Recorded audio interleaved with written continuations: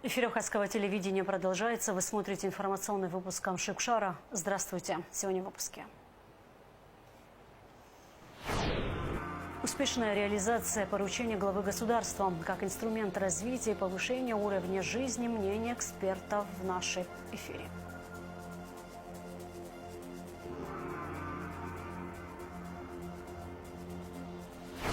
Проложите дорогу и благоустроите маршруты. Состояние инфраструктуры туристических объектов Ачимчевского района проинспектировал министр туризма.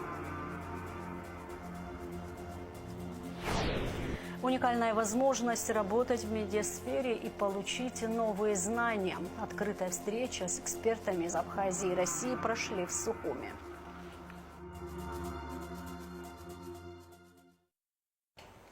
В Сухуми прошли мероприятия, приуроченные к Международному дню пропавших без вести, который отмечается 30 августа.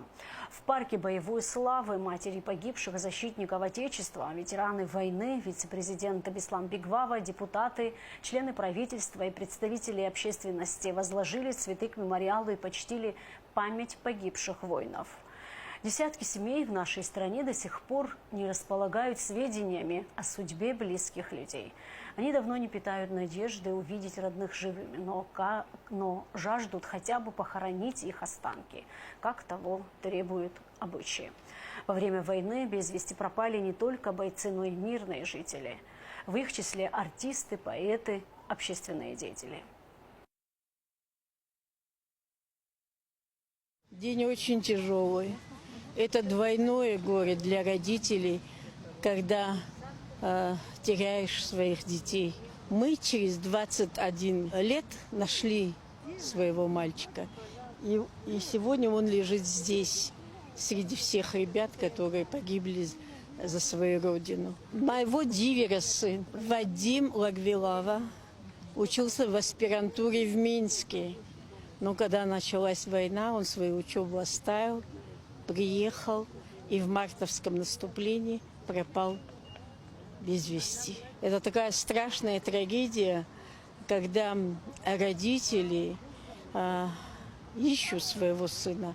Война, она сама страшная, но когда в войне теряешь и не находишь, и длительное время, это 21 лет, немало времени ушло, но благодаря Красному Кресту и всей его команде, которая работала в поисках наших детей, я хочу им сказать большое спасибо.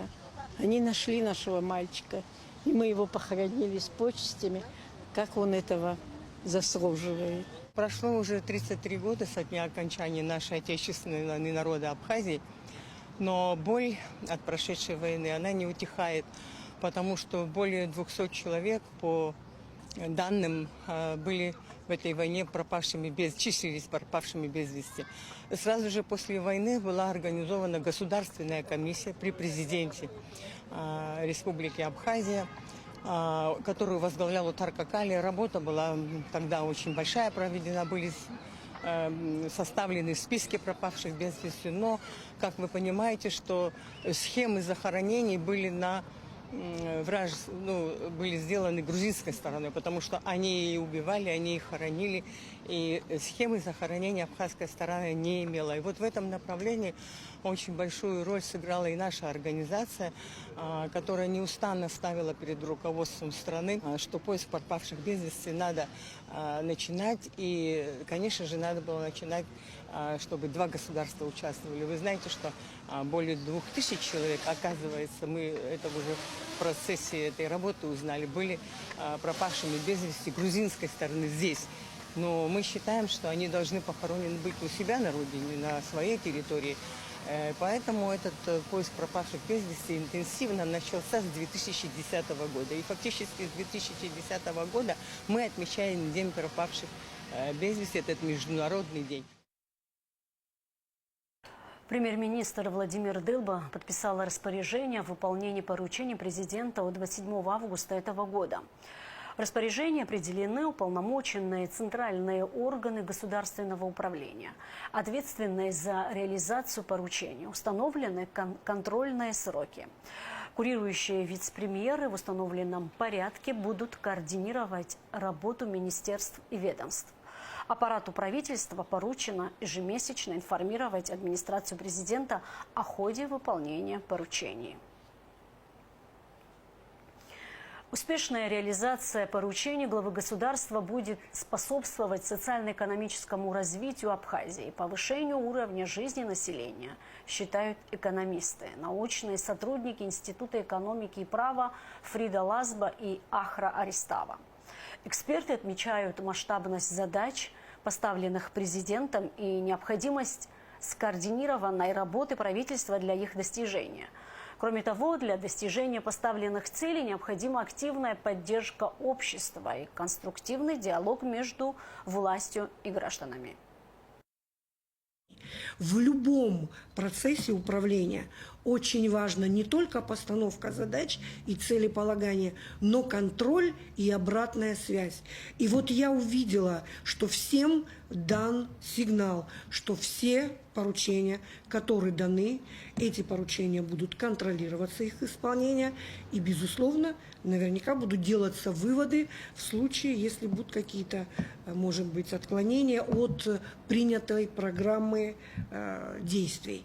Это очень важно, потому что, безусловно, все это нацелено на то, чтобы повысить уровень благосостояния населения. По поводу курортов и развития туризма. Давно назрела необходимость в государственном регулировании более интенсивном, более предметном этой сферы. Это же, в принципе, основы нашей экономики.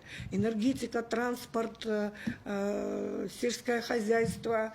Это все то, что является основой нашей экономики. И, безусловно, государство должно быть непосредственным участником вот этих процессов. Невозможно сегодня развиваться без всесторонней внешнеэкономической деятельности. Вот. И, естественно, государство должно создать условия и для экономики, и для того, чтобы создать безопасность. С точки зрения менеджмента он делает совершенно правильные, обдуманные, научно обоснованные шаги. Более того, он в своем поручении, в своем речи, которое он сопровождал, давая поручение, он сказал, необходимо обратиться к помощи экспертов, специалистов, особо подчеркнул государствоведов. И я выражаю особую благодарность нашему президенту за то, что он фактически, засучив рукава, сам стал работать и дав сигналы всем тем, кто находится в этой системе государственного управления, которая ему подчинена, которая находится в его компетенции, что они тоже должны будут засучить рукава и работать. У нас доминировала внешнеполитическая повестка.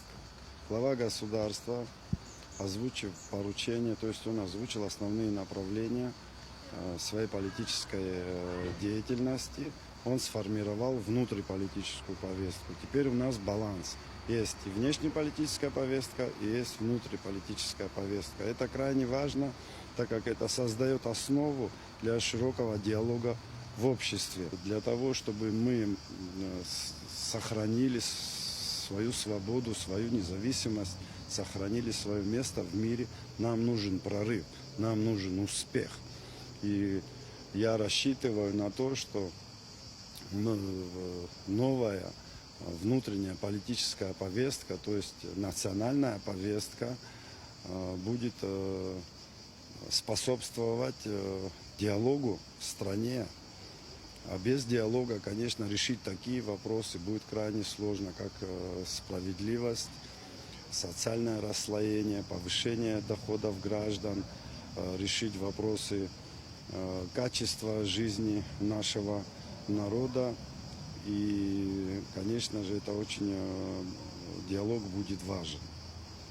В своих поручениях Бадра Зурабович, обозначив направления, важнейшие для нашего народа, такие как демография, образование, здравоохранение, силовой блок он вынес, будет обсуждаться на Совете о безопасности нашего государства, предоставил правительству все необходимые инструменты для успеха и для реализации всех обозначенных поручений, включая налоговые, тарифные, таможенные, и включая меры по дебюрократизации государственного. До 3 ноября должны быть представлены предложения по совершенствованию законопроекта об едином социальном налоге. Вице-президент Беслан Бигвава провел первое заседание рабочей группы, созданной указом президента Бадри Гунба 18 августа 2025 года. На заседании были высказаны ряд предложений и замечаний к проекту закона. 2 миллиарда это с китайцами. Уважаемые коллеги, уважаемые члены рабочей группы, дорогие друзья, мы сегодня приступаем к нашей работе по распоряжению президента. Я, во-первых, хочу поблагодарить вас всех за ежедневную работу, которую вы проводите, за ваш труд. Уверен, что ваш профессионализм, ваши знания приведут к тому решению, которое будет наиболее приемлемо для нашего общества и нашей страны. Исполнилось 33 года со дня подписания итогового документа Московской встречи руководителей России, Грузии и Абхазии по прекращению огня и урегулированию грузино-абхазского конфликта. 3 сентября 1992 года в Москве состоялась встреча Бориса Ельцина, Эдуарда Шеварднадзе и Владислава Арцинба. Это были трудные переговоры, которые завершились подписанием итогового документа, предусматривающего прекращение огня, вывод грузинских войск, обмен военнопленными, обеспечение возвращения беженцев, которых к тому времени насчитывалось уже несколько десятков тысяч человек, возобновление деятельности органов власти Абхазии на всей территории республики. Но ни один пункт соглашения грузинской стороной выполнен не был. Военные действия на территории Абхазии продолжались. Московское соглашение вступило в силу 5 сентября в 12 часов, однако уже через 10 минут на Гагарском направлении начался обстрел позиций абхазских ополченцев войсками Госсовета Грузии с применением бронетехники. Крупное сражение развернулось и на Гумистинском фронте. Грузинская сторона применила тяжелую технику и авиацию, чтобы захватить город Гудаута и тем самым сломить сопротивление абхазских ополченцев. Однако совместные действия абхазской армии и добровольцев из Северного Кавказа остановили наступление грузинских войск. МИД Абхазии направил ноту МИДу Никарагуа в честь 17-й годовщины признания независимости республики. В этот день, 3 сентября 2008 года, наше стремление к построению свободного государства поддержал героический народ Никарагуа, знакомый со всеми испытаниями на пути к достижению независимости в лице своего великого лидера и большого друга Абхазии Даниэля Ортеги. Говорится в ноте. Министр иностранных дел Абхазии Олег Барцыц подчеркнул, что Абхазия заинтересована в дальнейшем углублении политического диалога и развитии полноформатного сотрудничества между странами. Глубоко убежден, что для этого существует весь необходимый потенциал, отметил Барцыц. В Краснодаре простились с заслуженным тренером Абхазии по баскетболу, кавалером ордена Ахтзапша третьей степени Александром Банниковым. Почтить память тренера на панихиду приехала представитель Госкомспорта Абхазии Жанна Зантария. Александр Банников сыграл ключевую роль в развитии абхазского баскетбола. Он воспитал не одно поколение игроков и тренеров, стал автором книги «Спортивная слава Абхазии». А по его инициативе в 2002 году мужская сборная республики начала участие в чемпионате Южного федерального округа. Банников также был судьей баскетбольного турнира имени второго президента Абхазии Сергея Багапш, кандидатом педагогических наук, почетным мастером спорта Абхазии, заслуженным работником физкультуры России. Он удостоен почетных знаков Олимпийского комитета России. А на протяжении многих лет работал замгендиректора департамента по физкультуре и спорту Краснодарского края. Банников ушел из жизни 29 августа в возрасте 88 лет. Администрация президента Республики Абхазия совместно с командой Абхазии начинает презентацию проектов «Гостеприимная Абхазия» и «Новые медиа Абхазии» в районах республики. О том, где и когда пройдут презентации и с какой целью они проводятся, рассказал пресс-секретарь президента Алхас Чолокуа. Администрация президента объявляет о начале совместно с командой Абхазии презентации проектов «Новые медиа Абхазии» и «Гостеприимная Абхазия» в районах республики. Начинаем с Кварчальского и Игальского районов 4 сентября.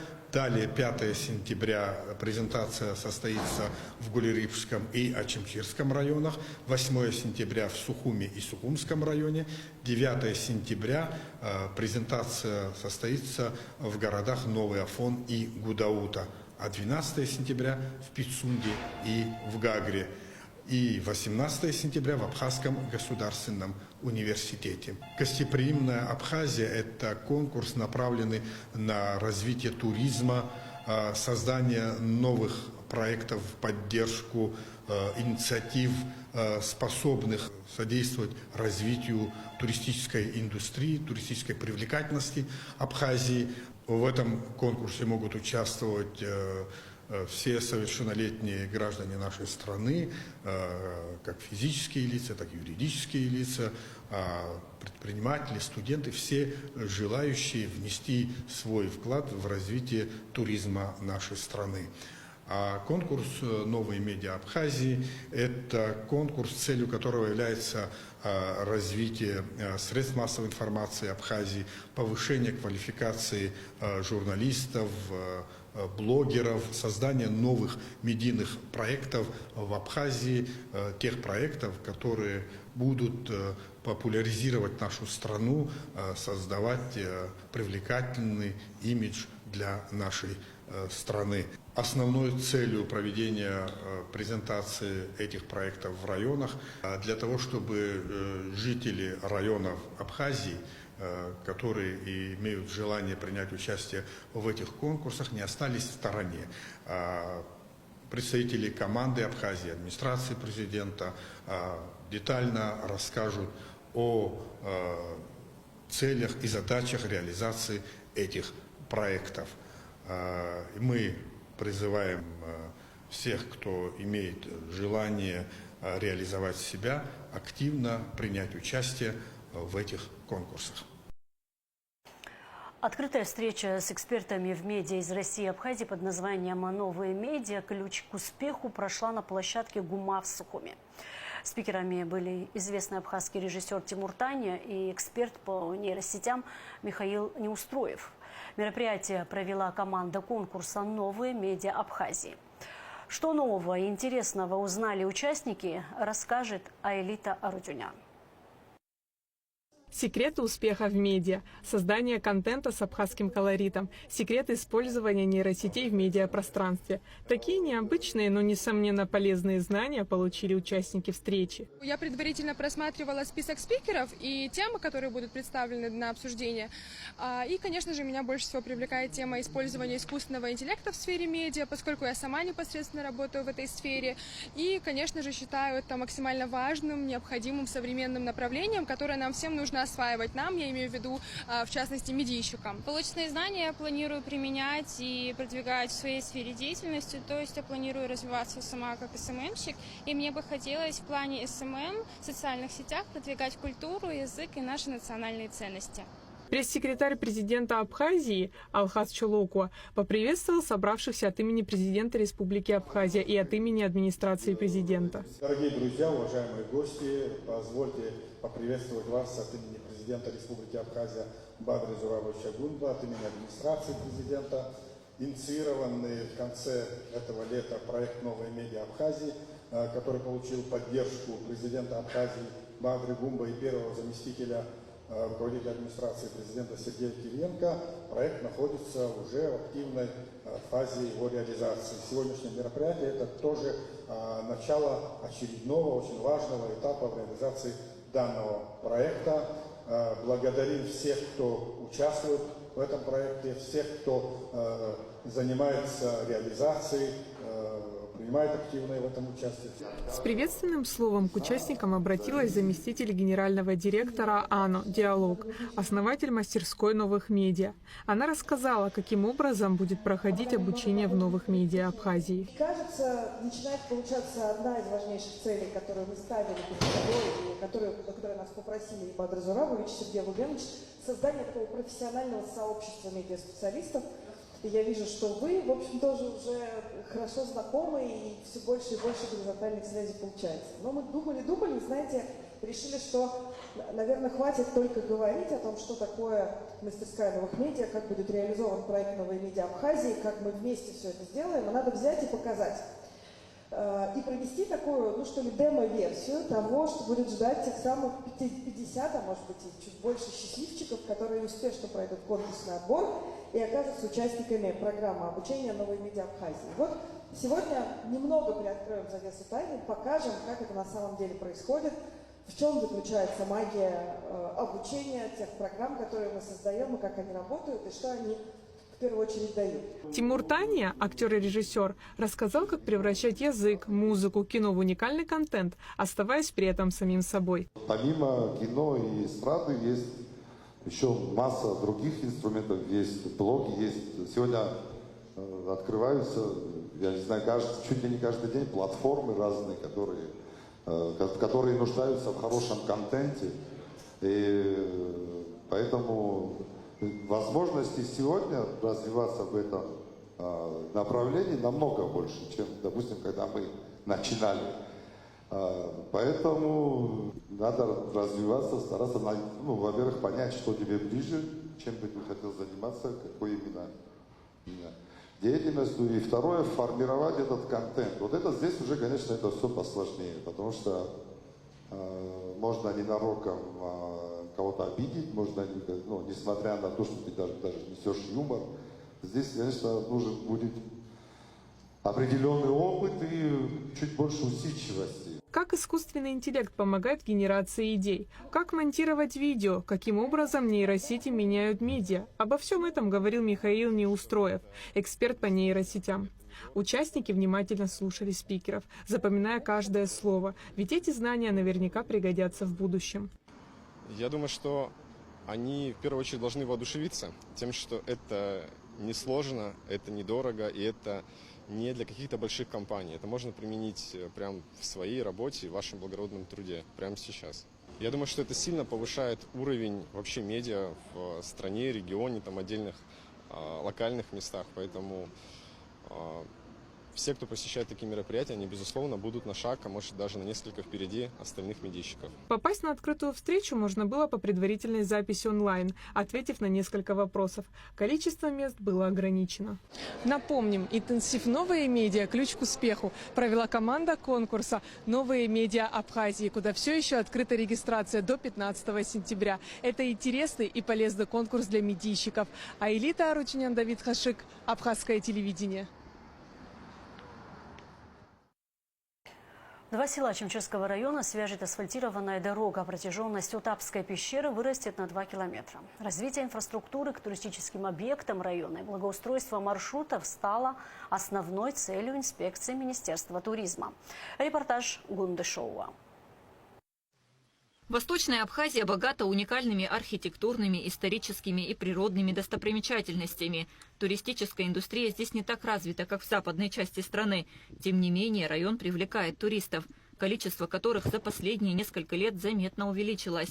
Особое внимание уделяется созданию комфортных и безопасных условий для туристов, что, как ожидается, окажет положительное влияние на экономическое развитие района. Первым объектом посещения стала Утапская пещера, известная своими впечатляющими сталактитами, сталагмитами, а также подземным озером.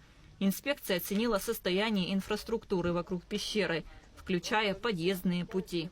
Утапская пещера давно широко известна за пределами Абхазии, но мы, в свою очередь, пытаемся всегда сделать так, чтобы еще большее количество туристов привлечь для того, чтобы они посещали такое красивое место. Для того, чтобы привлечь, безусловно, время идет. Нам нужно благоустраивать территорию, надо сделать удобные подъезды, удобную, комфортную среду создать для гостей наших, которые приезжают сюда. По этой причине мы сегодня здесь. Вы видите, на этой поляне соседний скот собирается. Конечно, это недопустимо. Вот мы разговариваем сейчас, проводим замеры по ограждению, говорим о том, что надо, провести в порядок дорогу, которая подводит в пещеру, благоустроить территорию, в том числе внутри пещеры, как я говорил ранее. Сама пещера сегодня открыта всего 500 метров, После того, как, надеюсь, проведем эти работы, там еще 2 километра откроется. В итоге гости будут посещать, и весь маршрут будет составлять 2,5 километра. Откроются новые залы, новые красивые места, которые, конечно, будут интересны нашим гостям. В первую очередь, еще хочу добавить, что мы, помимо ограды по территории, хотим благоустроить ее. Здесь нужны современные зоны отдыха, детская площадка для того, чтобы люди, приезжающие посетить пещеру, их детишки могли еще здесь время провести на площадке. Село Кутол, известное своими чайными плантациями еще с советских времен, переживает туристический ренессанс благодаря возрождению производства натурального эко-чая. Для дальнейшего развития этого направления требуется развитая инфраструктура. И в связи с этим по поручению президента Абхазии планируется проложить асфальтную дорогу между селами Кындык и Кутол. Восстановление чайных плантаций привлекло в Кутол туристов, заинтересованных в экологическом чистом продукте. Местные фермеры активно развивают чайное дело, предлагая экскурсии по плантации и дегустации различных сортов чая. Однако отсутствие современной инфраструктуры, в частности качественной дороги, сдерживает туристический поток и затрудняет логистику. 2,5 километра автодороги гравийной, которую надо заасфальтировать для того, чтобы сюда приезжали большие группы, чтобы могли приезжать большие автобусы, привозя сюда туристов, для того, чтобы они видели, как растет в Абхазии чай, пробовали его. Безусловно, сейчас дегустация происходит на предприятии, но у ребят в планах, значит, тоже обратиться к государству за поддержкой для того, чтобы возле плантации построить классный, красивый, большой чайный дом. Для того, чтобы дегустация проходила прямо на плантации. Вот такой чайный дом тоже должен здесь появиться. Еще раз повторюсь, по поручению президента мы вот выезжаем в места интересные для туристов, привлекательные для туристов и смотрим, что надо сделать в плане благоустройства, какие инженерные работы, какие инфраструктурные работы. Здесь конкретно речь идет об асфальте. В ходе поездки министр туризма встретился с местными предпринимателями для обсуждения перспектив развития отрасли. Встреча позволила выявить основные проблемы, с которыми сталкиваются представители туристического бизнеса в районе. Кунда Шоуа, Рамо Камки, Абхазское телевидение. Более 10 тысяч водительских прав российского образца выдали в Абхазии с 14 апреля. Всего за это время принято 11 908 заявлений, рассказал начальник ГАИ Абхазии Дамей Авицпа. По 368 заявлениям поступили отказы. Они связаны с тем, что при наличии внутренних российских паспортов заявители предъявляли только загранпаспорта. Также в выдаче удостоверений в Абхазии отказывают гражданам, ранее получившим их в России. Они должны менять права на общих основаниях. Абхазский боксер Нестор Джанба представит нашу республику на вечере профессионального бокса в Екатеринбурге. Участие спортсмена в соревнованиях стало возможным благодаря общественной промоутерской организации «Пснебокс», учрежденной чемпионом России Баталом Чежия, который, кроме того, стал официальным менеджером профессионального бокса России. На должность главного тренера Пснебокса назначен мастер спорта Абхазии по боксу Саид Смыр. На вечере профессионального бокса в Екатеринбурге, который состоится 6 сентября, Нестор Джанба выступит под абхазским флагом. Я всю свою жизнь посвятил боксу, и большую часть своей карьеры я занимался именно профессиональным боксом. И, честно сказать, сталкивался с многими проблемами в виде организации боев. Никогда не было условий, к сожалению, у нас в республике для прохождения подготовки к профессиональному бою. Поэтому вот в связи с этим, как только я получил лицензию менеджера профессионального бокса России, я решил развивать спорт у нас в республике, так как об этом всегда, грубо говоря, мечтал, к этому шел. Пока занимался и боксировал, сам был полностью в спорте. Теперь хочется также остаться в спорте, заниматься тем делом, которому посвятил всю свою жизнь. И в связи с этим, как только образовалась общественная организация, я предложил, так мы посоветовались и решили, что Смыр Саид будет главным тренером. В кратчайшие сроки в планах отправить Саида на повышение квалификации именно работы с профессиональными боксерами, потому что любительский бокс и профессиональный бокс кардинально отличаются. Поэтому вот если будет работать организация, и, естественно, мы хотим повысить уровень профессионального бокса в стране. Чтобы повысить уровень, должны быть квалифицированные специалисты. Слава богу, у нас есть спортсмены. Как раз вот 6 сентября Джамбо Нестер будет представлять, естественно, в первую очередь нашу республику, второстепенно нашу промоутерскую компанию, общественную организацию «Абсны Боксинг», и он примет участие в вечере профессионального бокса в Екатеринбурге, в Международном вечере профессионального бокса. Просьба ко всем поддержать нашего спортсмена. Уверен, что он проявит себя с хорошей стороны. И у меня, как у менеджера, на Нестера большие надежды. Уверен, что и он в этом бою одержит победу и в дальнейшем проявит себя очень хорошо в профессиональном боксе. Боксом 9 лет занимаюсь, вот пришел за старшим братом. Много имею боев, турниров много провел по любителям, мастер спорта России. По профессионалам уже тоже давно хотел попробовать себя, вот сейчас такая возможность появилась. Настрой отличный, боевой. Для меня очень важно то, что я вот могу на международном вечере бокса в Екатеринбурге боксировать под своим флагом. Часть Сухума останется без воды 4 сентября. С полуночи до 20:00 подача воды будет прекращена в связи с ремонтными работами, сообщили в водоканале. Без воды останутся массив Гумиста, Новый район, улица Эшба и Адыгейская, Старый поселок, район ЖД вокзала. В центральной части города давление воды будет низким. А сейчас расскажем о погоде в ближайшие сутки. В четверг, 4 сентября, в Абхазии ожидается облачная погода с прояснениями. Местами ночью, утром дождь, гроза. Температура воздуха ночью плюс 18-23, днем плюс 22-27. Температура морской воды плюс 27 градусов. На этом наш выпуск завершен. Всего вам доброго. До встречи в эфире.